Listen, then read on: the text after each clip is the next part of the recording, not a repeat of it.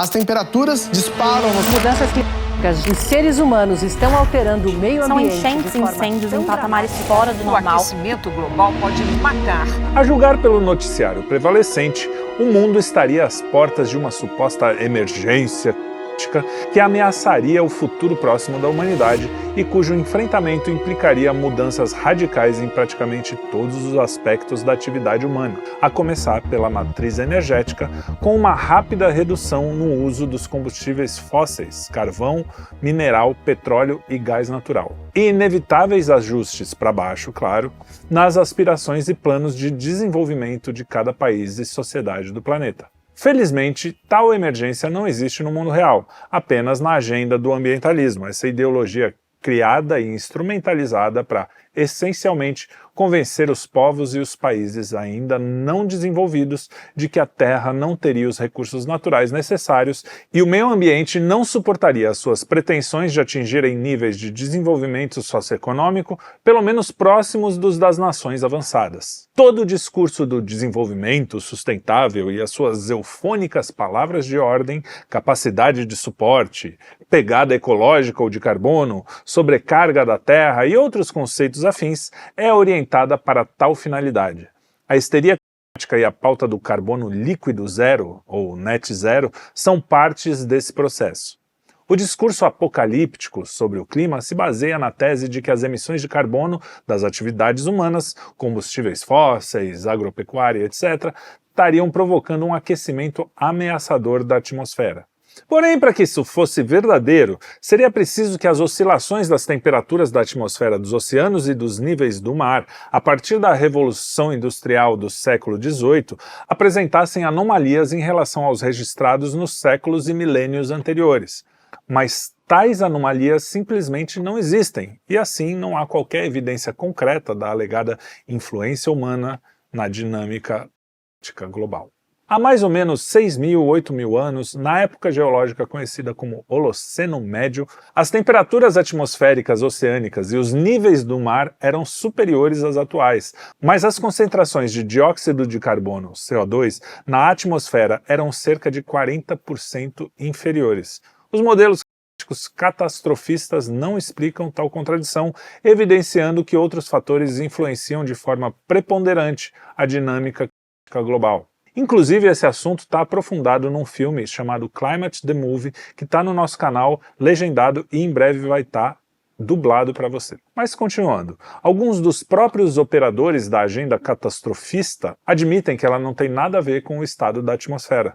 Um deles é o economista alemão Ottmar Edenhofer, vice-diretor do Instituto Potsdam para a Pesquisa de Impactos Climáticos e ex-co-presidente do Grupo de Trabalho 3, WG3, do Painel Intergovernamental sobre Mudanças Climáticas, o famoso IPCC, duas das principais agências engajadas no fomento do alarmismo climático. Em uma entrevista com o jornal suíço, lê o que está aqui porque eu não vou conseguir falar esse negócio, no dia 14/11/2010, ele afirmou: basicamente é um erro discutir a política do clima separadamente dos grandes temas da globalização. É preciso libertar-se da ilusão de que a política climática internacional é a política ambiental. Isso não tem mais quase nada a ver com a política ambiental, com problemas como o desmatamento ou o buraco na camada de ozônio. Simples assim. No seu notável livro Uma Demão de Verde, os laços entre grupos ambientais, governos e grandes negócios, que foi lançado pela editora Capax Day em 2007, a jornalista investigativa canadense Elaine Dewar vai às raízes de tais ligações dissimuladas entre o ambientalismo e o big business internacional. Desde a década passada, um volume crescente de instrumentos financeiros tem sido veiculado com rótulos vinculados às agendas da sustentabilidade, das pautas ESG, ambiental, social e governança, e outras afins. Em 2022, segundo a Policy Institute, esse montante chegou a quase 1,5 trilhão. Para esse ano, apesar dos reveses sofridos pela Agenda Verde nos Estados Unidos de Donald Trump, numa União Europeia cada vez mais refratária a ela, ainda se espera algo como 1,3 trilhão. De fato, muito pouco disso tem valor real para o financiamento de ações efetivas de proteção ambiental vinculadas a processos de desenvolvimento socioeconômico, que seria a única maneira de se assegurar cuidados reais com o meio ambiente.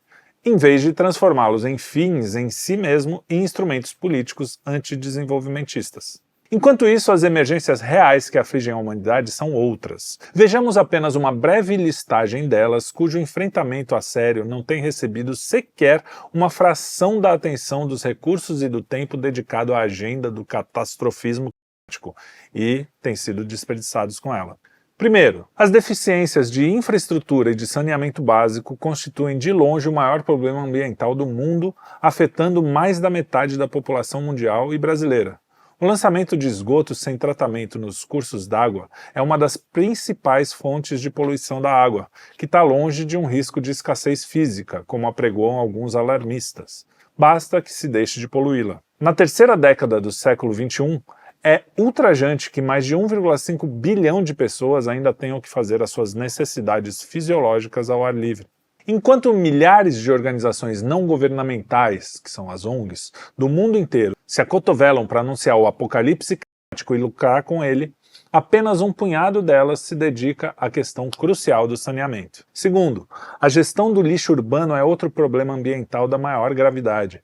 No Brasil, mais da metade dos municípios ainda dependem de lixões ao céu aberto, a forma mais primitiva e de maior impacto ambiental de disposição de resíduos urbanos, enquanto a coleta seletiva, a reciclagem e o aproveitamento energético do lixo ainda engatinham. Terceiro, a ocupação irregular de áreas de risco, como encostas, várzeas fluviais e outras, representa um sério problema nos países que não integram os 40 ricos. No Brasil, são recorrentes os problemas causados nessas áreas por qualquer chuva mais intensa. Quarto, o sistema financeiro internacional, crescentemente divorciado da economia real, disputa com méritos o pódio de maior fator de insustentabilidade do planeta, por atuar como um parasita da economia física, canalizando a grande maioria dos recursos financeiros para instrumentos especulativos e improdutivos. Quinto, o aumento das desigualdades globais tem sido a principal consequência da globalização financeira, tanto entre os países como dentro deles, e está na raiz de grande parte das convulsões políticas sociais registradas nas últimas décadas. No caso do Brasil, ainda podemos acrescentar o esgotamento do bônus demográfico e a queda vertical das taxas de fertilidade, com o consequente envelhecimento rápido da população, a desindustrialização e perda de complexidade econômica. O déficit educacional que resulta no despreparo de grande parte da juventude e da população adulta para lidar com os impactos das tecnologias digitais e de informação nos processos produtivos. Quanto à badalada transição energética, não há motivos para que ocorra com a celeridade apregoada pelos arautos do apocalipse e menos ainda na forma proposta por eles, com ênfase em fontes geradoras de baixa densidade energética e eficiência, caso das eólicas e solares. Ao contrário, deve avançar no rumo das fontes de alta densidade energética, em especial as novas gerações de motores de combustão avançados, a energia nuclear, inclusive pequenos reatores modulares, e energia de fusão ao ritmo dos investimentos sensatos feitos por governos e agentes privados. Em suma, é hora de se jogar no lixo a pílula verde do catastrofismo e abrir os olhos com a pílula vermelha do mundo real. Este texto é de Lorenzo Carrasco e Geraldo Luiz Lino, os autores de Máfia Verde. E se você quiser saber mais, vai lá ler o livro dos caras, que é muito legal, e também assista ao documentário que eu falei, Climate the Movie, que vai estar aqui no canal, dublado em breve. Então, eu espero vocês por aí e um grande abraço.